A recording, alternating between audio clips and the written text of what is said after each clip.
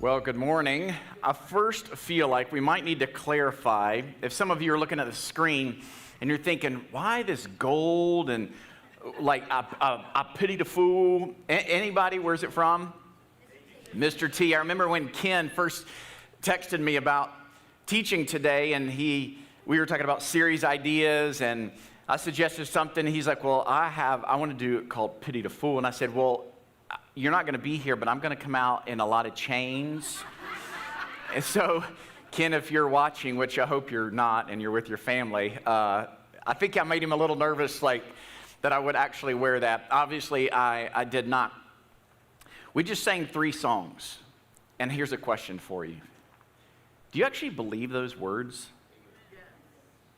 It's interesting that we sing songs, or maybe you turn on the radio and you're like, oh, that feels so good. And the songs, the words of the songs feel really good until you're in the crisis of the moment and the reality of the words are for real.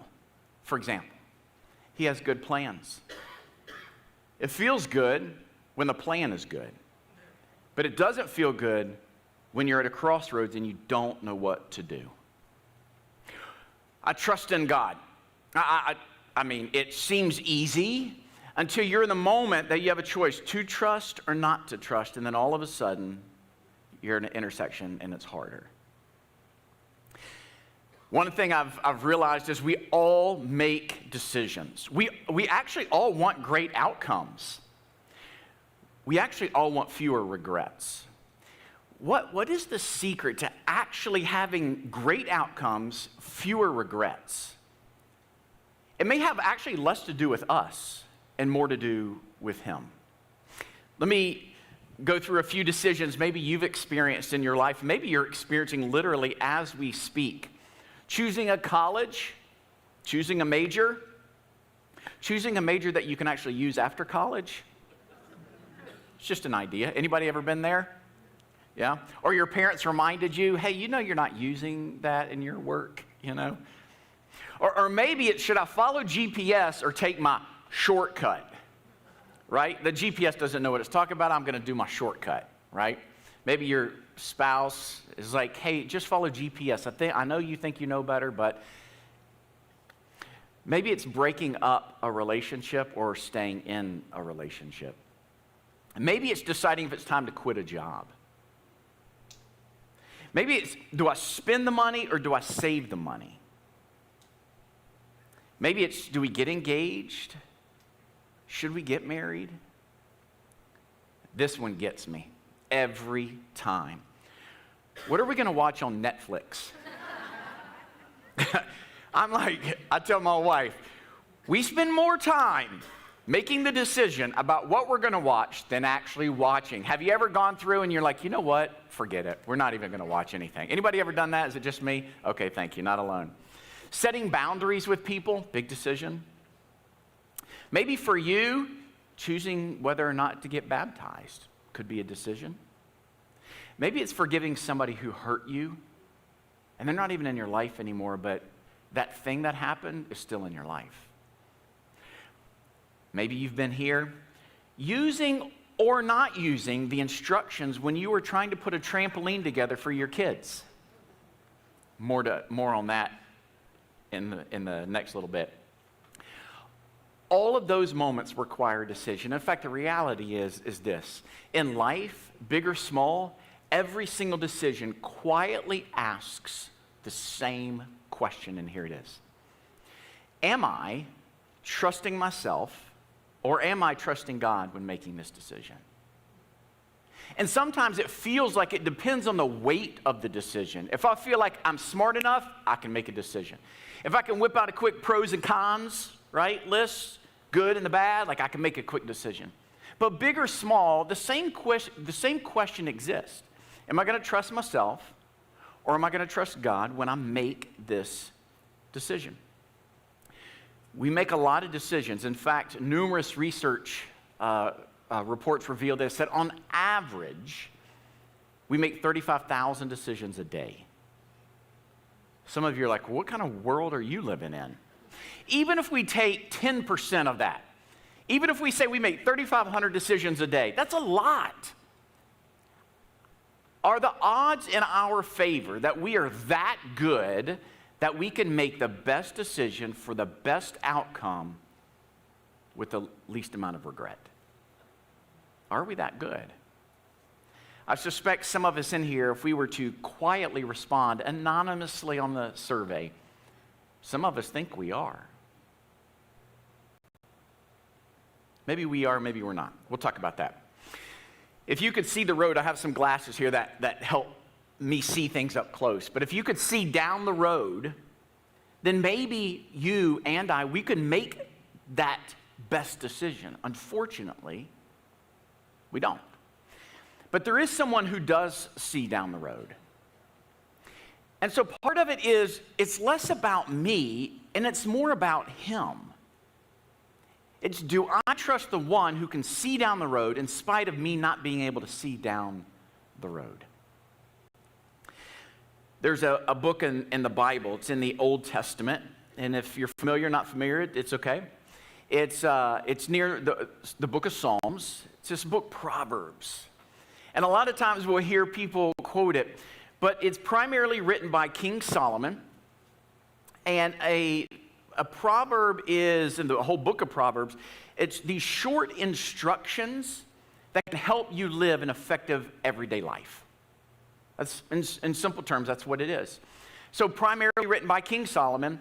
And the context is, I know you're going to be in different situations, you're going to be facing different things, you're going to have to make these different decisions. And so I want to give you like these very short instructions. Some of them are like one-liners. Some of them we quote and we don't even realize that their origin is in the book of Proverbs. I want us to look at a particular one today. If we were to look at Proverbs chapter 1, the very beginning of the book, King Solomon sets it up and he says this: the fear of the Lord is the beginning of knowledge. You say, I think I understand what that means, but like, what does that mean? If I were to say it differently, I would say it like this: how we view the Lord, how we respect the Lord, and how we depend on the Lord will result in whether we get his knowledge and wisdom in everyday living. How we respect him, how we honor him, how we depend on him, that's when I get the knowledge and wisdom that I simply do not have. And then we jump over into Proverbs chapter 3, verses 5 and 6. And in this particular setting, King Solomon is writing to his son. And King Solomon is writing from his history. And he is saying to his son, listen, I've had enough moments with God. I am about to tell you what will help you in everyday living. I've had enough yesterdays with him that I'm telling you today and all of your tomorrows, listen to what I'm saying, because what I'm saying has been validated. I'm telling you, my son, it's legit. What'd he say? I want to read Proverbs chapter 3, verses 5 and 6 from two different versions. Just sometimes hearing it a different way, it lands differently, right? Saying the same thing just lands differently. So here's the first version from the Message. Trust God from the bottom of your heart. Don't try to figure out everything on your own. Listen for God's voice in everything you do, everywhere you go. He's the one that will keep you on track. Proverbs 3, 5, and 6 in the NIV. Maybe this is the one you're most familiar with. Trust in the Lord with all your heart, and lean not on your own understanding. In all your ways, submit to him, and he will make your paths straight.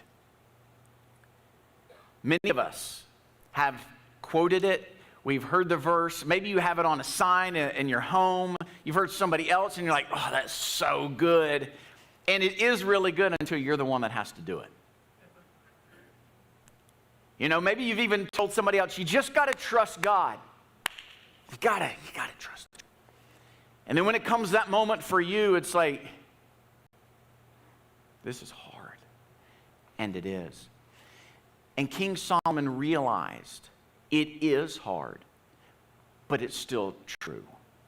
So trust in the Lord with all your heart. Lean not on your own understanding. In all your ways, acknowledge or submit to him, and he'll make your path straight. He'll direct you.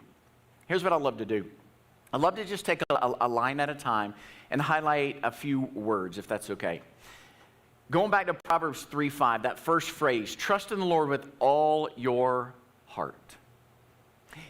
It's interesting. Has anybody, don't raise your hand, but just play along with me. Has anybody ever had someone come over to your house, and there are certain parts of your house you want them to see, and there are certain parts of your house you don't want them to see, right?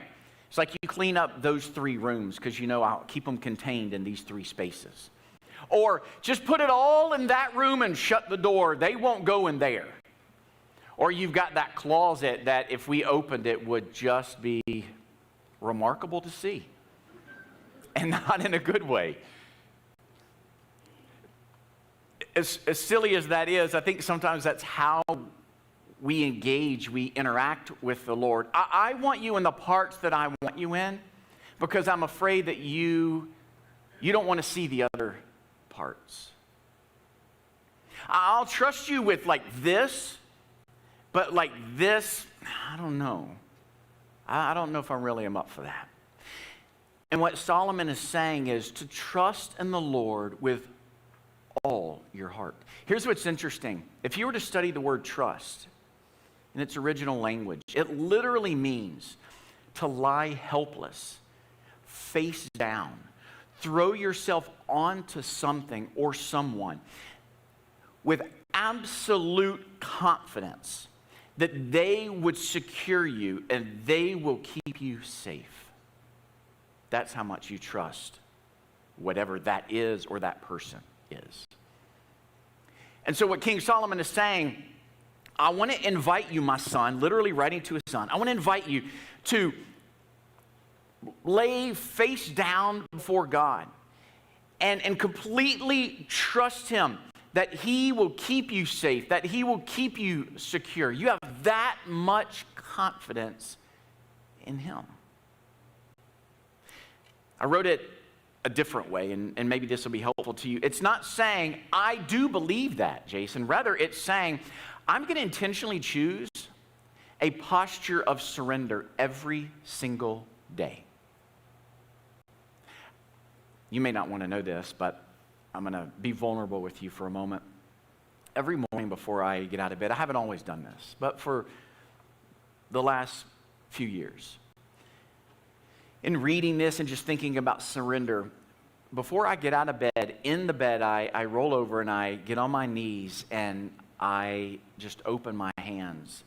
And I tell God, I don't know what today looks like, but I do have enough history with you that you always show up.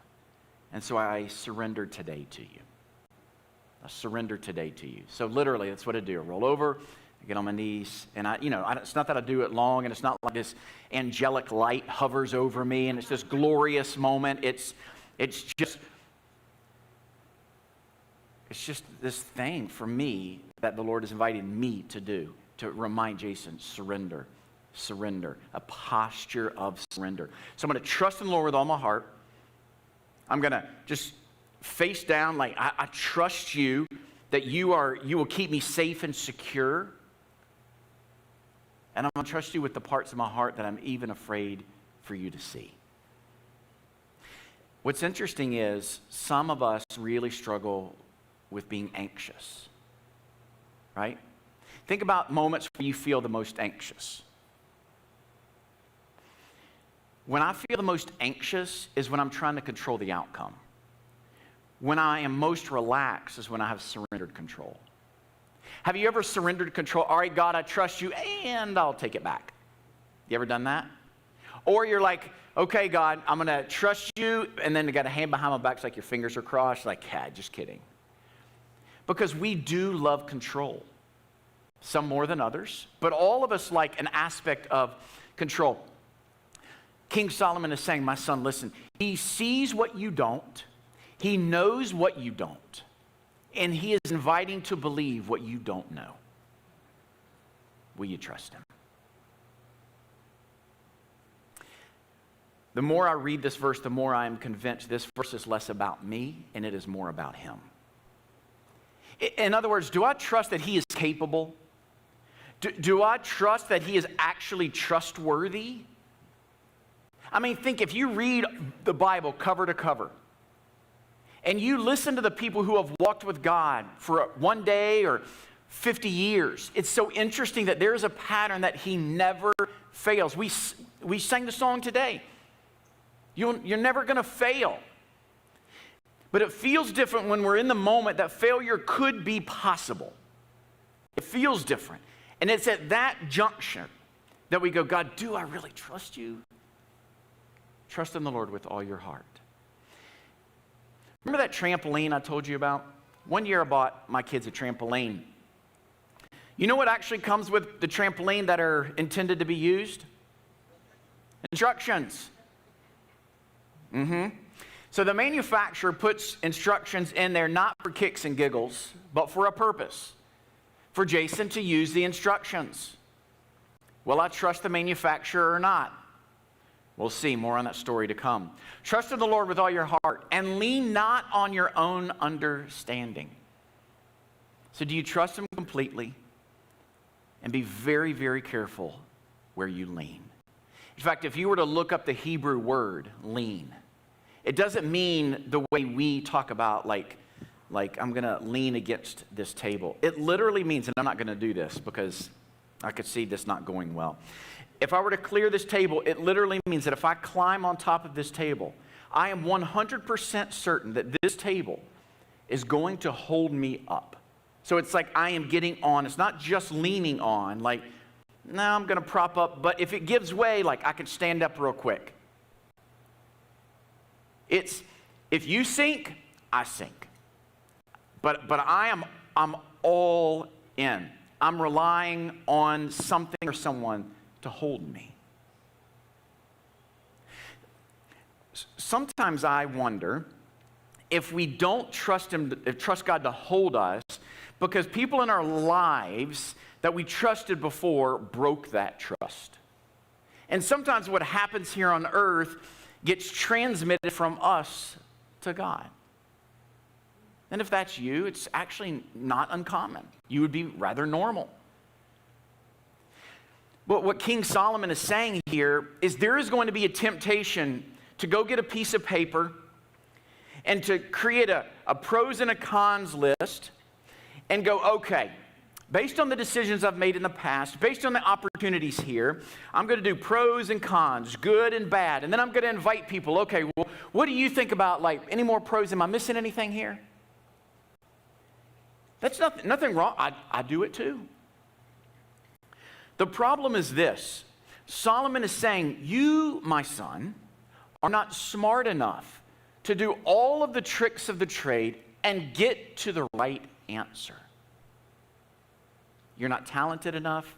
You're not smart enough. You say, well, gosh, that's harsh. He doesn't believe in his own son. It's not that. But there's this humanness that we tend to trust ourselves, our own judgment. We use our history, our current experiences, our own strength, saying, you know what, I can do this. And what King Solomon is saying is, don't. Because when you lean against yourself, when you try to hold yourself up, it's unstable. You're not dependable. You don't have all the strength. But what, my son, I'm telling you to do is that you can trust one that can hold you up. I've had enough moments with him where he held me, where I was completely trusting him, 100% support, that he would hold me. So trust in the Lord with all your heart, literally helpless, face down. I trust you. I know you're going to keep me safe. I can trust you. I'm not going to lean on what I know, because what I know is warped. It's limited.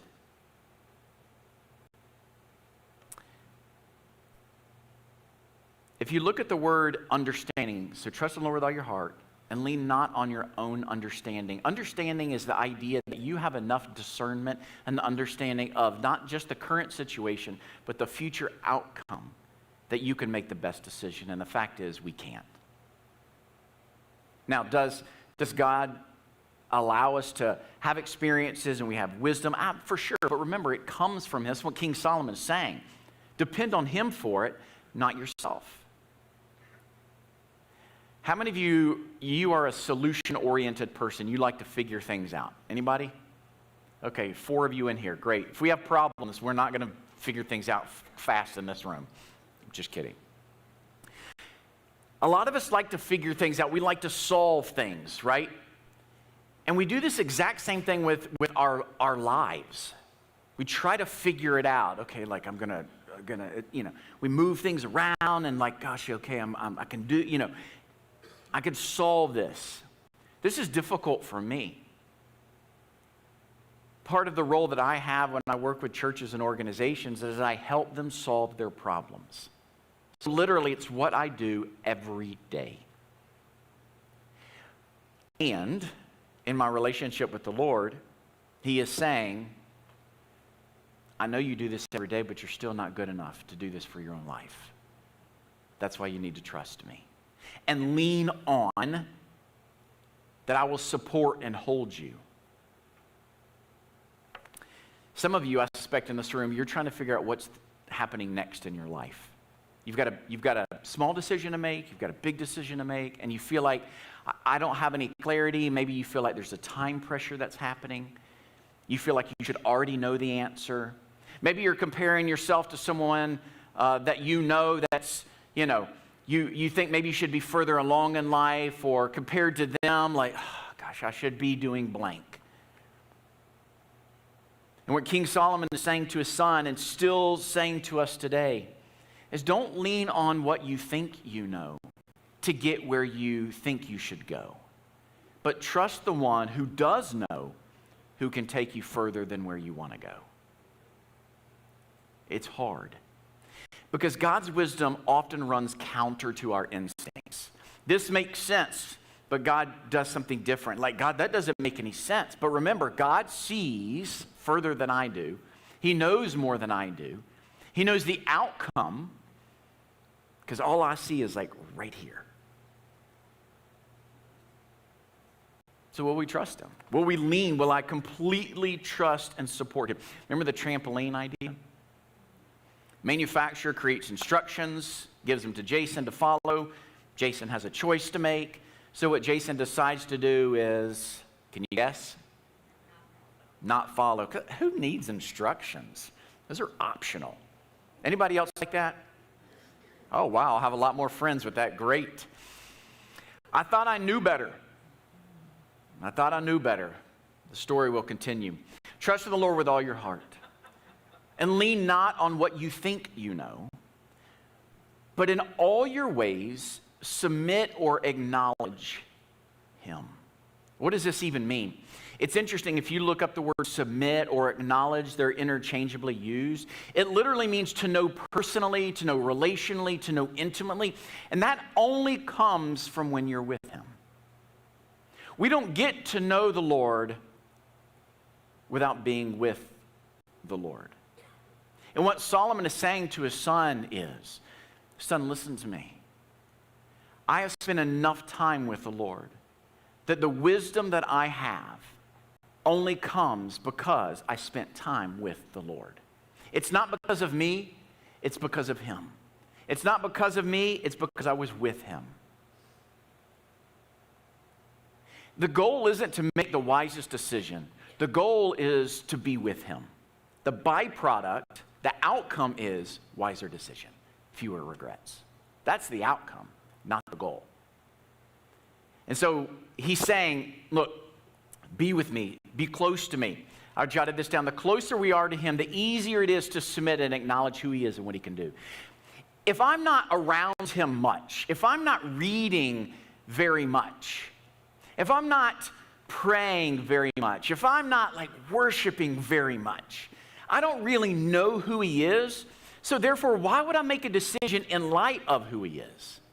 But the closer I am to Him, it doesn't mean it's easy, but it does mean that the higher probability will happen that I will make decisions based on my proximity to Him.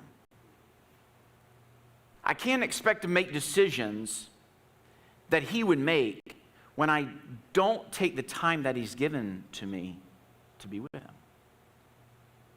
And I think sometimes that's where we fumble. And it's hard. We're busy. All of you are smart. Every single person in here. Maybe smart in different ways, but we're not that smart to make decisions that could change the course of our lives. I bet if I were to bring a microphone, don't sweat it, I'm not going to do this. And if I were to hold it in front of you, and if I were to ask you, have you ever made a decision you knew was not wise? Okay, the laughter tells you the answer. In fact, probably more than one, right? I know I have. You know why? Every unwise decision was made because I made it without wisdom from the Lord.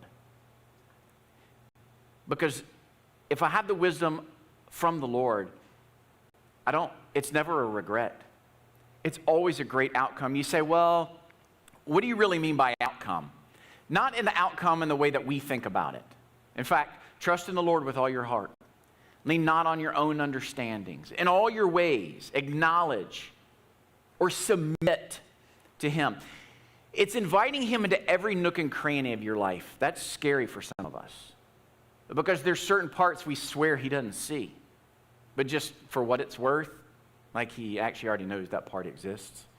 He's just waiting for you to surrender all your heart. Some of you in here, you have dreams, you have prayers that you've been thinking about and praying for years. And what he's asking is, submit to me, be with me. The outcome will take care of itself. The goal is to be with me, not to get from me. King Solomon reminds his son, be with God. The wisdom will come. Remember the trampoline? Well, bought it, saw the instructions. They were cute and all in the box. Left them in the box, thought I know better. So I started until I quickly realized this is not going to happen because it's not going very well. Right? So I pulled out the instructions and I thought, you know what? I better use them. So I literally thought, okay, so I opened them up. I actually called in a little help from my family because I realized this is not my specialty. In fact, I'm thinking words I shouldn't be thinking about. I'm thinking about why did I buy this dumb trampoline? Putting it together like 2 a.m.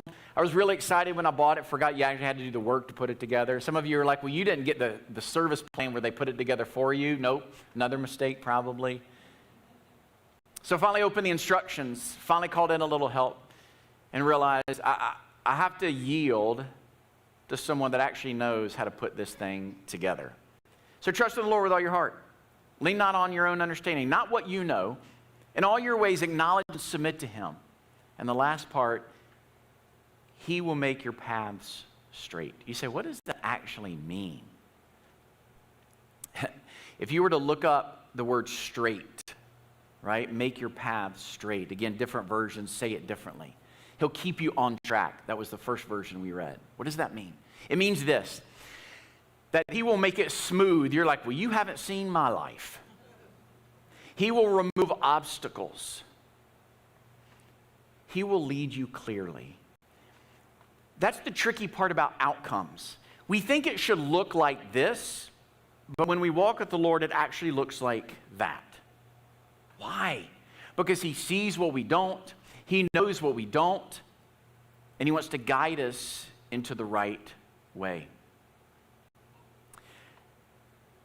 I suspect if I asked you, is life easy? Have all of your decisions been easy? Have your pathways been easy? I bet no. When I think about the more difficult paths, I think oftentimes those are the ones I chose. You say, so if I always go with the Lord, the path will be easy? No, but it will be right. The goal is not for it to be easy. The goal is for it to be right.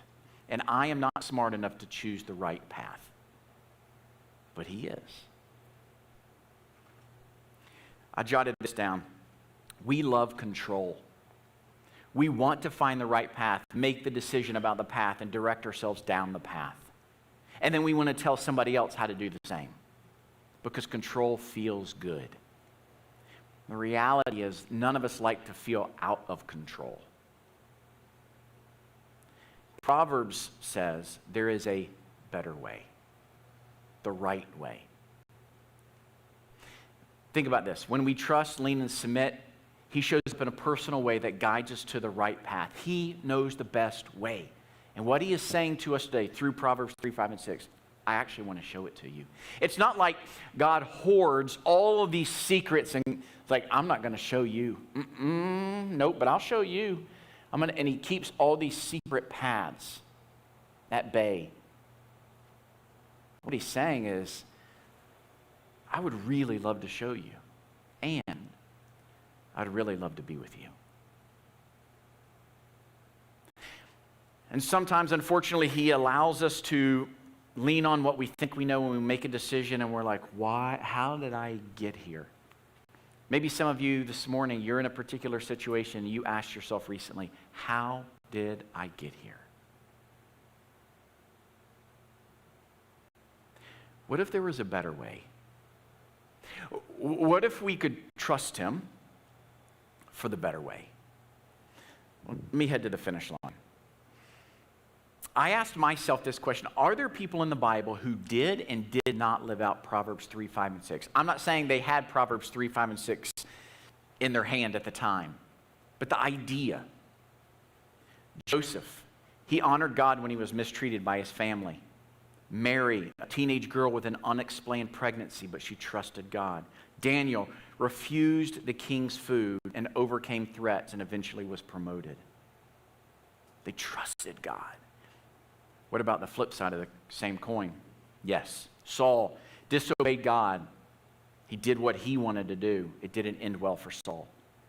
Jonah said, oh, you want me to go to Nineveh? That's not the best idea. I'm going to go the opposite way. Didn't end well with Jonah in that season. He eventually came back around and did what God wanted him to do. It was the right way, but he didn't choose that way in the beginning. I think Ananias and Sapphira, they held back part of their gift. If you don't know the story, Google it. Go look it up. And then they lied about it. They didn't trust God. We all make decisions. We all want better outcomes. We all want fewer regrets.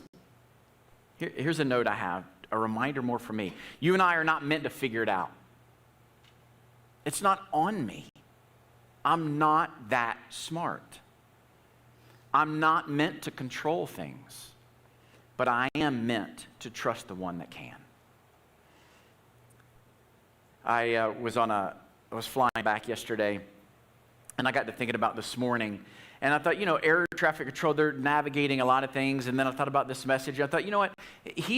God is a master coordinator who sees all and can coordinate all without any worry at all. While I'm over here going, oh man, and I'm consumed with worry. Let me see if I can paraphrase all of this morning in this little bit. Some of you are going to say, you should have just started with this and ended with it. This summarizes.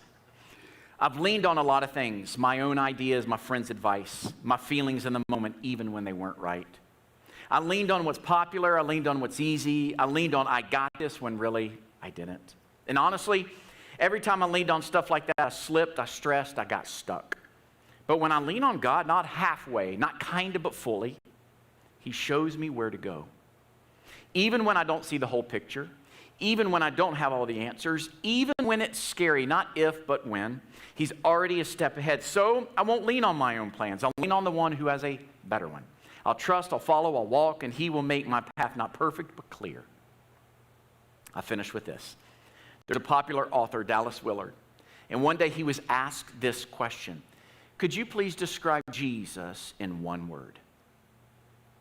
Can you imagine? What would you say? I have all these words, I wouldn't be good at choosing one. And Dallas Willard, he sat back and he took a deep breath, and this was his answer: relaxed. That's not even in my top 10. Maybe that says a lot about how I see the Lord. Relaxed. Why? If you read Jesus' life, he was never in a hurry. He was always fully present with the person in front of him, and he trusted the way of his Father. And what Jesus is asking you and me today is, you want to feel more relaxed? Do you want to walk with the one who isn't worried about a thing? Not easy, but possible. Let's pray.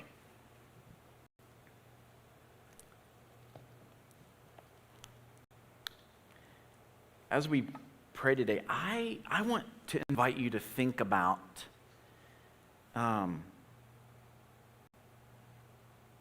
I want you to think about something in your life that you're trying to figure out.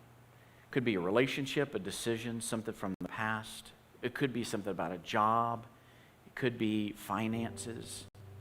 It could be something with a child. And you want to trust God, and you want to trust that he has a plan. And it's hard. And I don't know if it's helpful for you, but in the seat pocket in front of you, there's a little white card. And maybe for you, you just need to write down whatever it is and just fold it up. Maybe you just need to hold on to it. Maybe you want to fold it up and bring it down here and just pray over it. Maybe you want to bring somebody with you to pray. But it's that thing. It's that person. I need to trust. Maybe it's your own life. God, we sing the songs about a good plan. But I'm really struggling with believing and trusting that. So maybe just ask him right now, what is it, God, that you want me to trust you with? This is that moment you could say, I'm struggling and I can still trust you.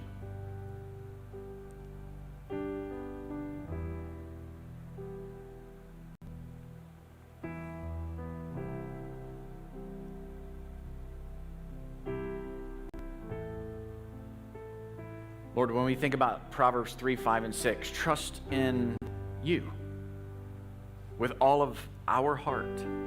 And don't lean on what you think you know, but in all of our ways, acknowledge you, submit to you, know you, be close to you.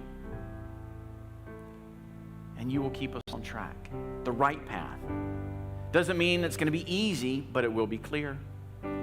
So I pray for my friends in this room today, some of which are navigating big, heavy decisions. And some may feel like a smaller decision. At the end of the day, we all make decisions that quietly ask the same question. Will you trust you, or will we trust God? Will I trust myself, or will I trust God? Same question, every decision. I pray, God, when we feel tempted to not make the decision to trust you, I pray that you would give to us faith to do that.